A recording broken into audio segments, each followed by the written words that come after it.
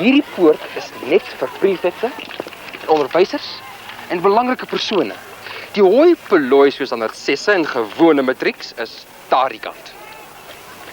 Moenie laat jy weer hier gevang word nie. Dis 'n boete vir die leerlingraad se geldkas en die is altyd leeg.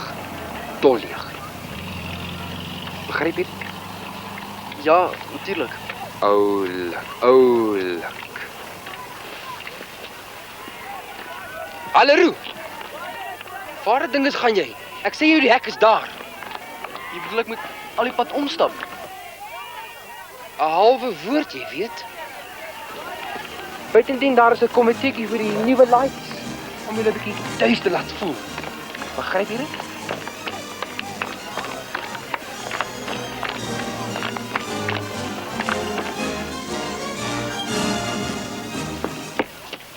Gerrit!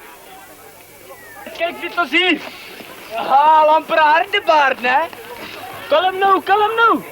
Ons sal mos nie mamma se oudste ramlam staan en seermaak nie, sal ons? Wat dink julle doen julle man? Ons weet jou net welkom. Hartlik welkom. Maar Speel jy rugby ou? ja, Wat 'n plek. loskakel. Het jy net gehoor ou klas? Loskakel. Luister man. Luister hierso. Hierdie meneer hier speel loskakel vir ons skool. Transvaal skoolspan en al. En gekyk van die mooiste meisie in die skool. Nou wat bedoel jy speel loskakel? Dink jy gaan hom lag? Hey, sak hy glimlaggie. Kom, mannetjie. Stop van jou tande.